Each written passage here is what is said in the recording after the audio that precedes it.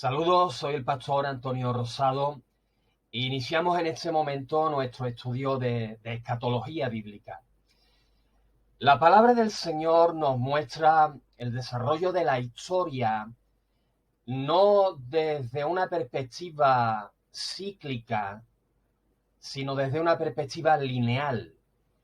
Y es que con esto queremos decir que la historia, de acuerdo a las Escrituras, tiene un comienzo, está teniendo un desarrollo y tendrá un final.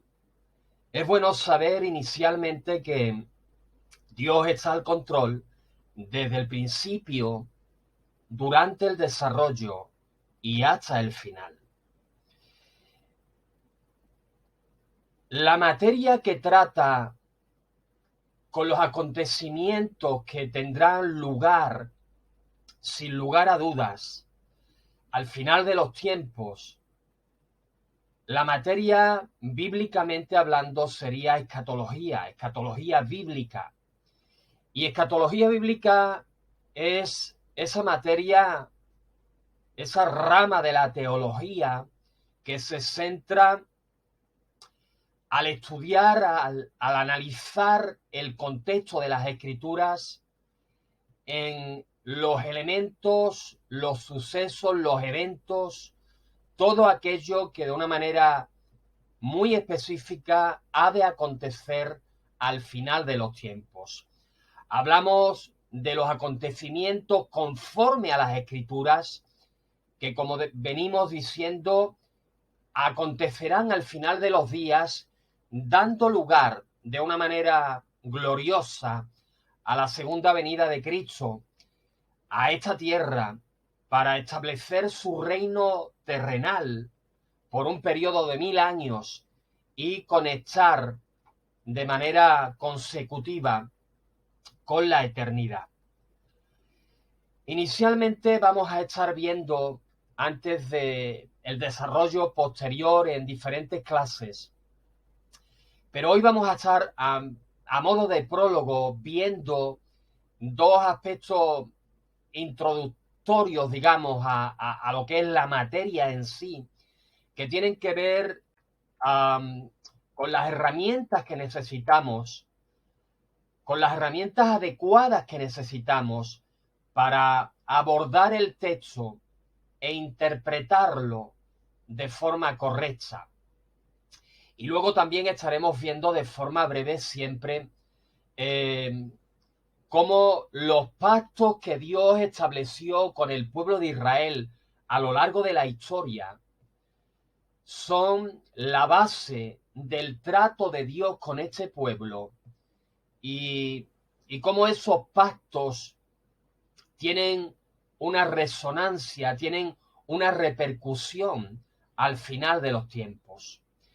En cuanto a las herramientas de interpretación, y cuando hablamos de herramientas de interpretación hablamos del sistema o del método de interpretación, la forma, las herramientas que vamos a estar usando para poder aplicarlas al texto y llegar a conclusiones que nos hagan tener entendimiento en relación a lo que el pasaje, en relación a lo que Dios por medio de su palabra nos quiere transmitir. La herramienta que utilizamos a la hora de interpretar, el sistema que usamos, es realmente fundamental, porque dependiendo del método de interpretación que apliquemos al texto, vamos a llegar a una conclusión o a otra. Y la conclusión a la que lleguemos a la hora de usar un método de interpretación puede ser realmente muy diferente. Por eso es tan importante a la hora de abordar el pasaje tener muy claro la herramienta que vamos a usar, el método de interpretación que vamos a usar para que ese método, esa herramienta nos lleve a las conclusiones más adecuadas conforme al propósito de Dios a la hora de revelar su palabra.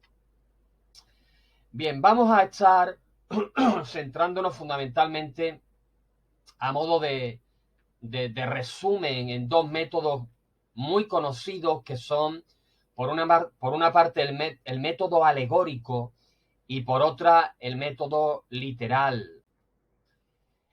En cuanto al método alegórico, al sistema alegórico de interpretación, podemos hacer mención inicialmente de que este método de interpretación no surge en el contexto del cristianismo, sino que tiene su origen en un contexto pagano. Es un método de interpretación, digamos, importado de la mitología griega, de la mitología romana. Y fueron hombres conocidos en el desarrollo de la historia de la Iglesia, hombres como Clemente de Alejandría o su discípulo Orígenes, quienes empezaron inicialmente a aplicar el método al texto bíblico. Personas también tan relevantes, tan conocidas como Agustín de Hipona.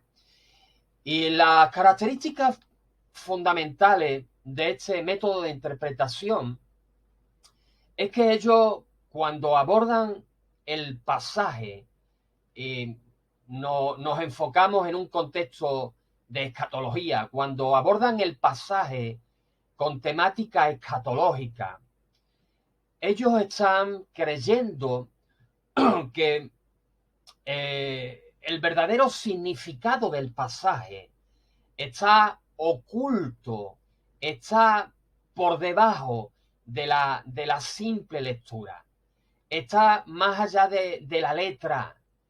Ellos dicen buscar un sentido al texto más allá de su significado literal, un sentido que ellos dicen es más profundo o más espiritual, de manera que pasan por alto el sentido literal, el sentido histórico del pasaje. No tienen en cuenta, y esto creo que es un gran error, el significado común, el significado corriente, el significado etimológico que tienen las palabras. Ellos dicen, bueno, el pasaje dice una cosa, pero realmente debe de significar otra diferente, que es la que tenemos que buscar, es la que tenemos que indagar. Y esto nos lleva a un sistema de interpretación que para nada es objetivo, sino que se convierte en un sistema de interpretación muy subjetivo. Porque no es tanto lo que el pasaje dice, sino lo que entiende el intérprete, lo que él supone, lo que él especula, lo que él llega a imaginar, a concretar que el pasaje dice. Nosotros no vamos a estar usando de un sistema de interpretación figurado o alegórico, sino que realmente vamos a basarnos en un sistema que es el que realmente la Iglesia inicialmente en el siglo I usó a la hora de abordar la Biblia que ellos tenían entonces, lo que es el Antiguo Testamento. Vamos a estar usando un sistema de interpretación literal, un sistema de interpretación que también podemos llamar gramático e histórico, y que sí que tiene en cuenta, muy en cuenta, el lugar, la geografía, la gramática y la historia, el contexto que envuelve a lo que se está enseñando en el pasaje en cuestión.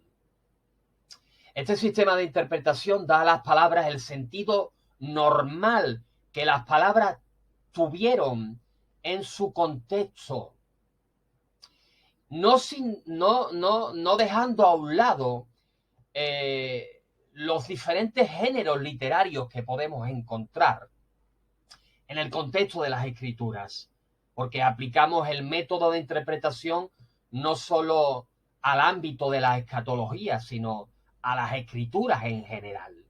Y en el contexto de las escrituras en general, podemos encontrar y encontramos una diversidad en cuanto a géneros literarios muy amplia. Encontramos literatura simbólica, encontramos metáforas, tipos, antitipos, parábolas, alegorías, etcétera. Una amplitud muy amplia que requieren sus propios principios de interpretación. Y eso es lo que implica lo que es la materia también de ámbito en cuanto a estudio teológico que es la hermenéutica. La hermenéutica es ese conjunto de reglas o principios que nos llevan a un método de interpretación para poder llegar a conclusiones que realmente estén acordes con el sentido, con la intención de lo que Dios nos ha querido transmitir en cada porción de las escrituras. Y bueno, evidentemente se tiene en cuenta la geografía, la arqueología, etcétera, etcétera, etcétera.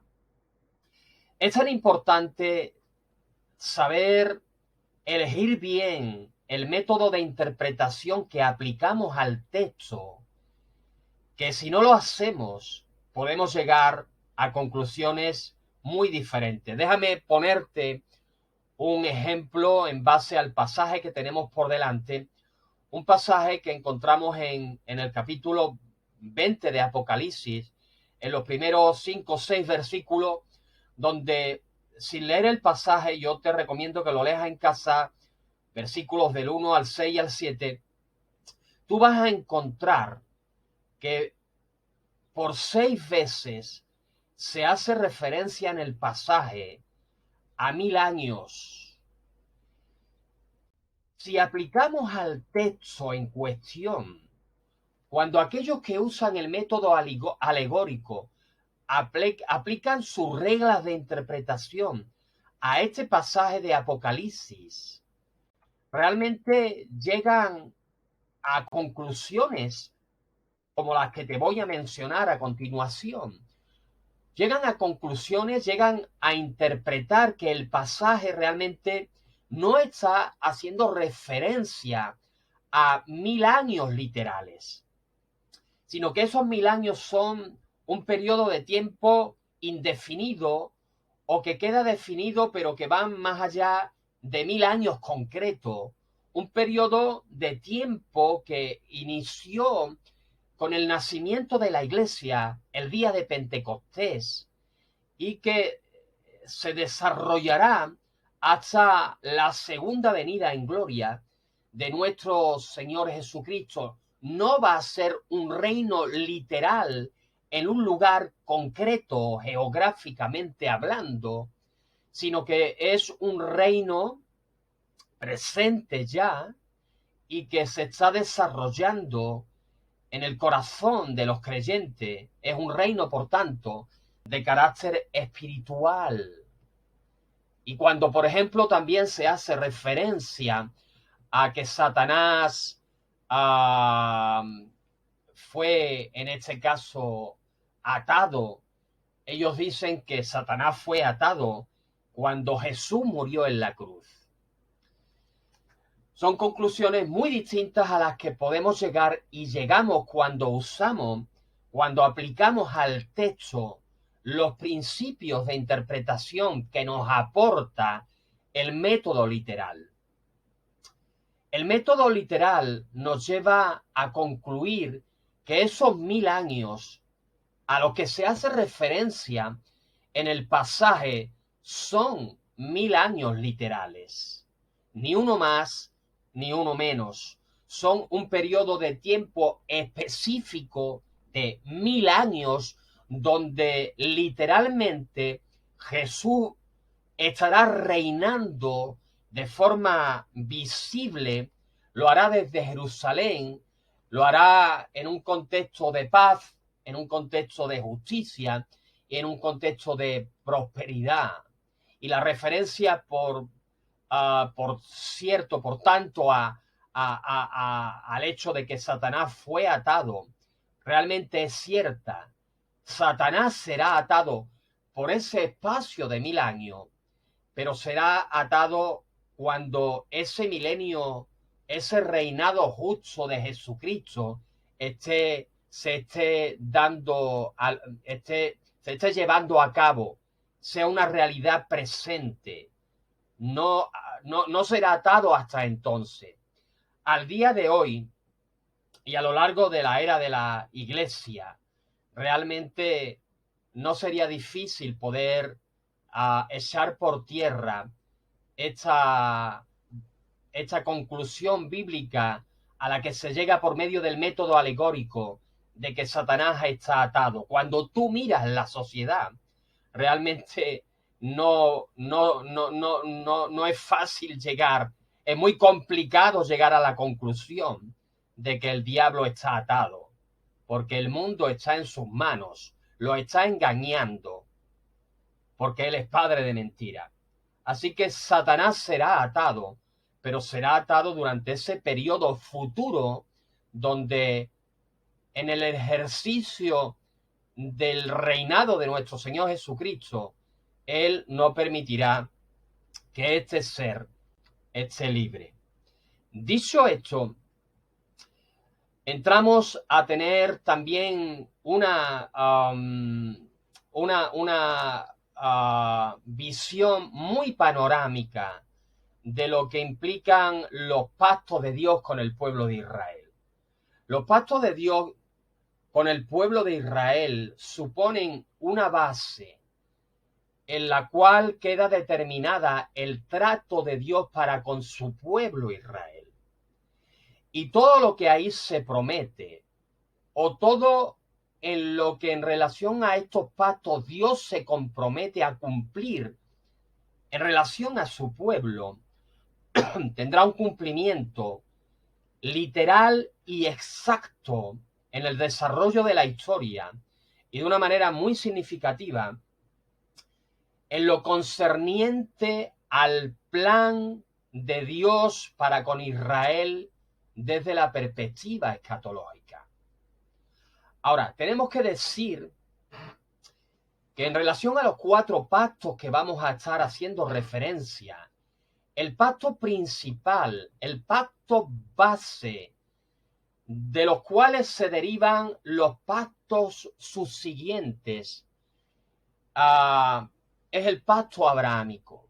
El pacto abrahámico es el pacto por excelencia que Dios contrae con el pueblo de Israel. Y ese pacto lo podemos inicialmente leer en Génesis capítulo 12, versículos del 1 al 3. Y en esos pasajes podemos ver 3 cosas fundamentales. En primer lugar, vemos cómo Dios proyecta en clave de pacto el levantamiento, de una nación, de la nación de Israel, que ha de surgir de los lomos de la simiente del propio Abraham. Vemos como en el pasaje se nos proyecta también que ese pueblo ha de recibir en heredad una tierra, y que en todo ese contexto de heredad futura, este pueblo también va a ser de manera muy específica y muy amplia, va a ser bendecido. Así que hablamos del levantamiento de una nación conforme al pacto establecido por parte de Dios con Abraham, el levantamiento de una nación. Él le dijo: Abraham, voy a hacer de ti una nación grande. Hablamos en segundo lugar de la heredad de una tierra por parte de ese pueblo. Génesis 15, 18 nos da un botón de muestra de tantos pasajes que podríamos leer. El pasaje dice: En aquel día hizo el Señor un pacto con Abraham, diciendo: a tu descendencia, Abraham, daré esta tierra. Y en el mismo contexto inicial de Génesis capítulo 12, versículo 3, el Señor le dice a este varón: yo bendeciré a los que te bendijeren, y serán benditas en ti, en tu descendencia, en Jesucristo, serán benditas en ti todas las familias de la tierra. Ahora, del pacto concertado por parte de Dios con Abraham, se derivan o se desarrollan los tres pactos que tienes en pantalla: el pacto palestino, el pacto davídico y el pacto nuevo o el nuevo pacto. En relación a estos tres pactos establecidos de manera incondicional con Israel por parte de Dios, encontramos inicialmente el pacto palestino. El pacto palestino es un pacto que tú puedes estar leyendo en casa. En el capítulo 30 del libro de Deuteronomio, versículos del 1 al 10, y de una manera muy específica, ahí se nos resalta fundamentalmente tres aspectos que son los siguientes. Se nos matiza de que Israel debe de convertirse al Señor y lo debe de hacer como una nación. En segundo lugar, se nos enseña y se establece en base al pacto palestino que Israel debe de regresar a su tierra de la dispersión en la que se verá envuelto. Y en tercer lugar, también se nos enseña que Israel debe de disponer, llegado el momento, de todo el territorio que Dios le ha otorgado. Israel debe de convertirse en una nación. Israel debe de convertirse como nación, no en una nación. Ya se convirtió en una nación, cumpliéndose también un elemento profético de que Israel iba a surgir como una nación en un día, en el desarrollo de un solo día. Y eso es una profecía que se cumplió en el año 1948, donde en el contexto de las Naciones Unidas, Israel fue, en el contexto de un solo día, reconocida como una nación. Pero no es esto lo que dice el pasaje. El pasaje dice no que Israel se tiene que convertir en una nación, sino que como nación se tiene que convertir de corazón a Dios. Estipula también, como hemos dicho, que debe de regresar a su tierra, porque en su momento Dios dijo a Israel que la iba a dispersar por el mundo entero, a consecuencia de su pecado. Es lo que históricamente se ha llamado la diáspora, la dispersión. Israel fue disperso por el mundo entero, pero Dios explícitamente, le dijo que aunque él los iba a esparcir por el mundo entero, también los iba a traer de vuelta. Y ese regresar, esa inmigración, es lo que se conoce con la palabra hebrea aliyá. Aliyá es un término hebreo que hace referencia a algo que ya lleva ocurriendo por décadas, y es que el pueblo judío está retornando a esa tierra, a Israel, porque saben que realmente es el lugar que Dios les ha dado por heredad. Encontramos también el pacto davídico. En relación a estos pactos, créeme, habría mucho que se podría desarrollar, pero no es la idea en este estudio hacerlo. El pacto davídico, que podemos encontrar en 2 Samuel capítulo 7, versículos 12 al 16, y al que también se nos hace referencia el Salmo 89, 3, 4, hacen básicamente referencia a la descendencia y a el reinado, el trono, el rey que ha de surgir en ese contexto futuro, ese contexto escatológico, una descendencia davídica. El Señor le dijo a David, David, para siempre, Salmo 89, 4, para siempre yo voy a confirmar tu descendencia. De igual manera le dijo, yo voy a edificar tu trono por todas las generaciones. Ahora, recuerda quién es ese descendiente especial de David. Recuerda aquel al que llamaban Hijo de David. Ten misericordia de mí. Hablamos de nuestro Señor Jesucristo. Él es esa descendencia davídica que establecerá como Rey de Reyes, que es su reino y su trono en Jerusalén, llegado el momento, en el futuro, al final. Por eso hablamos de escatología, porque son profecías que se han de cumplir al final de los tiempos y en relación a los cuales estamos cada vez más cerca. También se nos habla o se deriva del pacto abrahámico, un pacto realmente muy significativo, que es el nuevo pacto. Y en el nuevo pacto se establece de una manera específica la conversión nacional del pueblo de Israel. Jeremías 31, 31 al 34, tú puedes estar leyendo. Y hay, en la lectura tú puedes ver esos elementos que implican una conversión que, un nuevo pacto que, en relación al cual también la iglesia es hecho partícipe, ¿no? Ese nuevo pacto que se celebra en la mesa del Señor, ¿no? Dice el pasaje, daré mi ley en su mente, la escribiré en su corazón.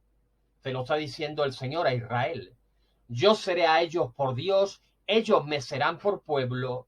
No enseñará más ninguno a su prójimo, ni ninguno a su hermano, diciendo, conoce al Señor, porque todos me conocerán, desde el más pequeño de ellos hasta el más grande, dice el Señor. ¿Por qué? Porque perdonaré la maldad de ellos y no me acordaré más de su pecado. Daré mi ley en su mente, la escribiré en su corazón, perdonaré su pecado, perdonaré su maldad. Nos habla de nuevo nacimiento, nos habla de arrepentimiento, nos habla de conversión. Y en relación a este pacto, nos habla de una conversión nacional. Es cuando Pablo en el capítulo, creo recordar, capítulo 9, 10, 11, Pablo está haciendo referencia en la carta a los romanos que todo Israel será salvo. Con esta realidad que estamos aquí mostrando, con esta realidad de carácter escatológico, en base a este nuevo pacto que Dios estableció con Israel, donde este pueblo experimentará una conversión, nacional.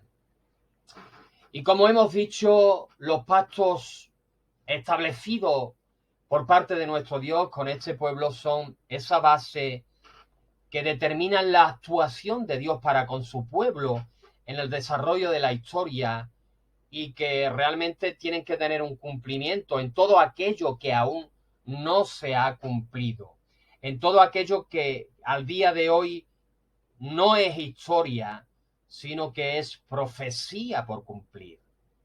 Ahora es interesante también decir, antes de concluir, que los pactos que Dios estableció con Israel, estos 4 pactos, El pacto abrahámico, el pacto palestino, el pacto davídico y el nuevo pacto son pactos incondicionales, son pactos por medio de los cuales Dios se ha comprometido con este pueblo, que Él va a cumplir lo que ha dicho que va a cumplir, al margen del comportamiento del pueblo de Israel.